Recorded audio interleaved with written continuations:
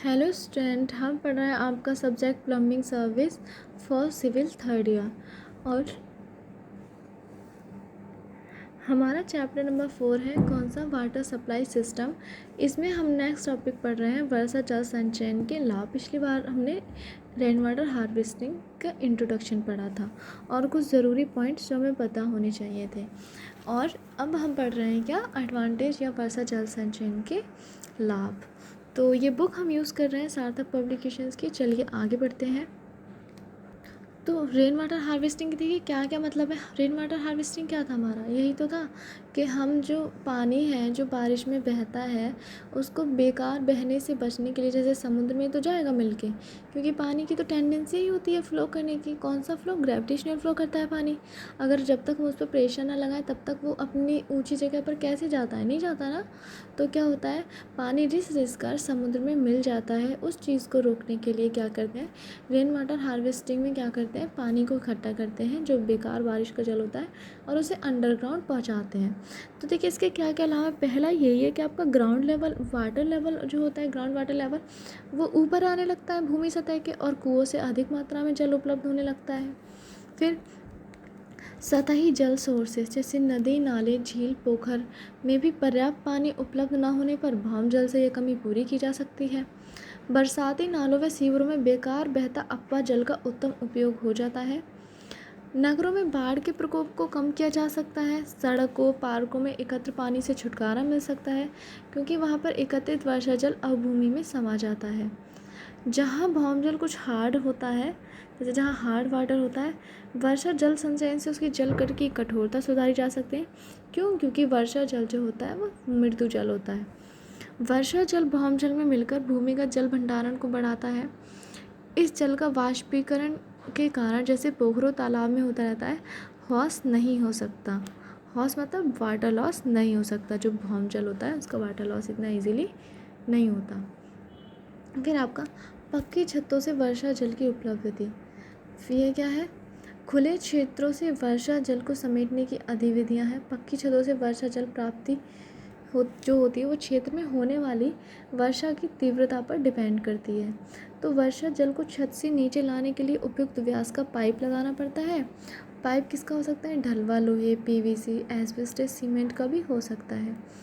वर्षा जल pipe cast iron pipe का व्यास जो होता है वो वर्षा की तीव्रता के आधार पर निम्न प्रयोग में लाया जा सकता है। तो देखिए ये क्या है, जैसे कि वर्षा की तीव्रता है ये mm पर घंटा में है, ठीक है।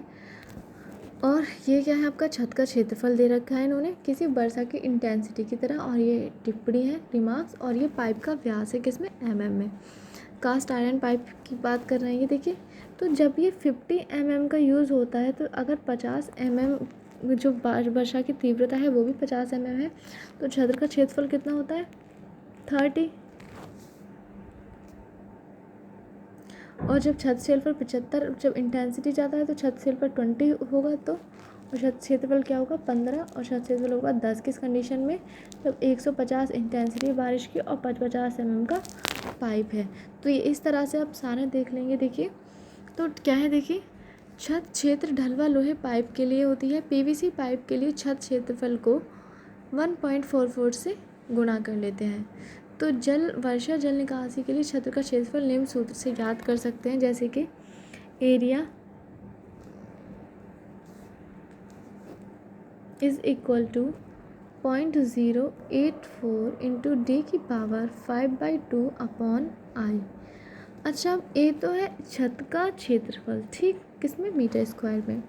डी क्या है यहाँ पे, डायमीटर ऑफ पाइप किसमें।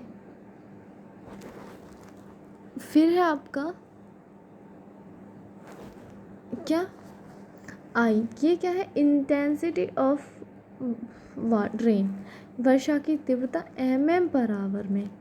तो ये चीज़ क्या है, देखिए ज़्यादा ज़रूरी है। इंटेंसिटी ऑफ, ये आपने अगर हाइड्रोलॉजी पढ़ी होगी तो आपने इंटेंसिटी कैसे निकालते हैं रेन की, ये आपने पढ़ा होगा। फिर है छतों से एकत्रित वर्षा जल को भूमि पर बने किसी पक्के टैंक में स्टोर कर लेना चाहिए। टैंक की धारिता क्षेत्र में 2 सूखे 2 ड्राई स्पेल्स के लिए पर्याप्त होना चाहिए। इस जल को दूषित नहीं होने चाहिए, इसके लिए क्लोरीन गोली का यूज़ किया जा सकता है। टैंक से अधिक प्रवाहित जल को किसी सूखे कुएं तालाब में छोड़ सकते हैं, जहाँ से ये रिश्ता हुआ भौम जल में मिलता रहेगा। फिर है देखिए रेन वाटर हार्वेस्टिंग वर्क्स। अगर आपको पता हो तो रेन वाटर हार्वेस्टिंग आपके कॉलेज में भी है। तो देखिए कैसे वर्क करता है। देखिए पहला है, इसमें वर्षा जल को अवभूमि में पहुंचाने के लिए निम्न निर्माण किए जाते हैं। कैसे कि पहला है पुनः भरण हस्त पंप, पुनः भरण गड्ढे खाई, पुनः भरण कुएं पोखर जोहर, छत आंगन पार्कों के वर्षा जल का पुनः भरण। खाई गड्ढे पोखर की तली में प्लास्टिक के छिद्रित पाइप उचित गहराई तक लगा दिए जाते हैं, जिनसे होता हुआ वर्षा जल अभूमि में चला जाता है। क्षेत्र में किसी सूखे या परित्यक्त अबांडोन्ड कुएं में छतों पक्के क्षेत्रों का वर्षा जल पाइपों नाली द्वारा लाकर छोड़ दिया जाता है, जो कुएं की तली में जाकर अभूमि में समा जाता है और भौम जल बन जाता है। मुख्य वर्षा जल संचयन देखिए डायग्राम में दिखाया गया है। ये ऐसे समझते देखिए कि ये कोई आपका कॉलेज ही समझ लेते हैं, ठीक है। ये आपका कॉलेज का एग्जाम्पल लेते हैं, क्योंकि कॉलेज में भी रेन वाटर हार्वेस्टिंग है। ये आपके रेन पड़ रही है, आपकी रूफ है, और ये डाउनवर्ड पाइप लगाया गया है, ठीक। ये इनलेट है, ठीक। और ये आपने पढ़ा होगा कि आप देखा होगा कि आपके कॉलेज में किस तरह का पक्का एक गड्ढा है ना, वो क्या है आपका रेन वाटर टैंक, जहाँ पे इकट्ठा होता है, ठीक। वहाँ पे ऊपर ओवरफ्लो भी पाइप लगा है, अगर वो भर जाता है तो ओवरफ्लो पाइप हो जाता है। ये यहाँ पे क्या लगाया गया है, वॉल्व। ये यहाँ पे हेड पंप लगाया गया है, ताकि इसको अगर यूज़ करना हो तो आप ऊपर कर सकते हैं। ये क्या है, पाइप के द्वारा गया है, और ये इस पाइप के द्वारा टॉप सॉइल में मिल गया है, ठीक है। ये एक्यूफर है, ठीक। एक्यूफर क्या होते हैं, प्रवेशधारी परत जिनमें पानी होता है, ठीक। ये वहाँ पे इसने पानी को गिरा दिया और इस पानी को यूज़ किया जा रहा by the help of hand pump. तो ये क्या था, रेन वाटर हार्वेस्टिंग वर्क कैसे करती है। Recharge through head pump. फिर करते हैं कि पुनः भरण पोखर, रिचार्ज पॉन्ड। पॉन्ड को रिचार्ज कैसे कहते हैं, देखिए कोई पॉन्ड है, इसका कोई भी साइज़ हो सकता है। ये वर्षा नाली है जहाँ से पानी आ रहा है, और ये इसकी क्या है, डेप्थ है। यहाँ पे क्या किया इन्होंने, सैंड के जो है पाइल लगा दिए, और 30 सेंटीमीटर 3 मीटर से सी डेप्थ। अच्छा इसका क्या मतलब है, देखिए आधे लोग इसी का मतलब, अगर आपने आरसीसी पढ़ रखी होगी तो आप समझ ही जाते होंगे इसी क्या है।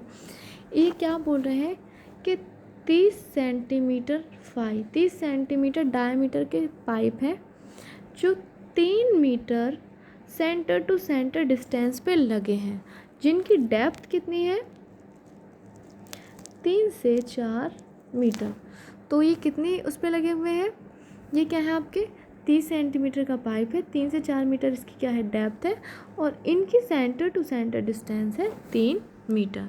ये था पुनः भरण पोखर, रिचार्ज पॉन्ड। इसमें कैसा होता होगा, पानी एंट्री करता होगा पोखर में, और इन पाइपों के जरिए ग्राउंड वाटर में मिल जाता होगा।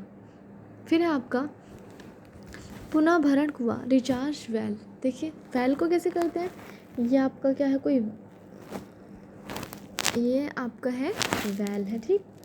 ये आपका पीवीसी पाइप लगा है यहाँ पे, इसकी गहराई रखिए 8 से 10 मीटर, ठीक। पीवीसी पाइप कितना है आपका, ये जो लग रहा है टेढ़ा सा, ये आपको दिख रहा होगा ये वाला, ये 20 सेंटीमीटर 5, ये दोनों साइड से, ये भी पीवीसी पाइप है, ठीक।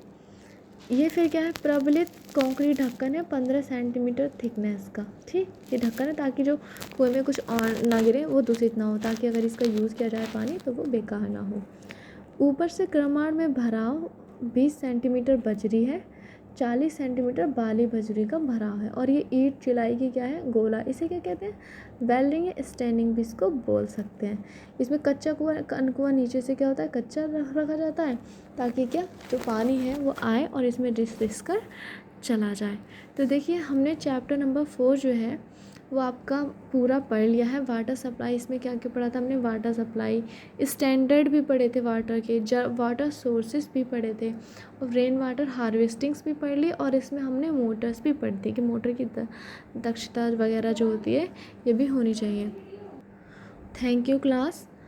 ये आपका चैप्टर नंबर 4 कंप्लीट हो गया है। नेक्स्ट वीडियो में, नेक्स्ट क्लास में हम पढ़ेंगे आपका चैप्टर नंबर 5। आप इसको पढ़ें और इसमें जो स्टैंडर्ड सी वैल्यू है उनको नोट करें, इसके नोट्स बनाएं, और हाँ अटेंडेंस लगाना ना भूलें। और घर पे रहें, सेफ़ रहें। माना कि कोरोना चला गया है, नहीं कोरोना नहीं गया है, कोरोना है, लेकिन आप अपनी इम्यूनिटी बढ़ाएं और वैक्सीन लगवाएं। ठीक है, थैंक यू क्लास।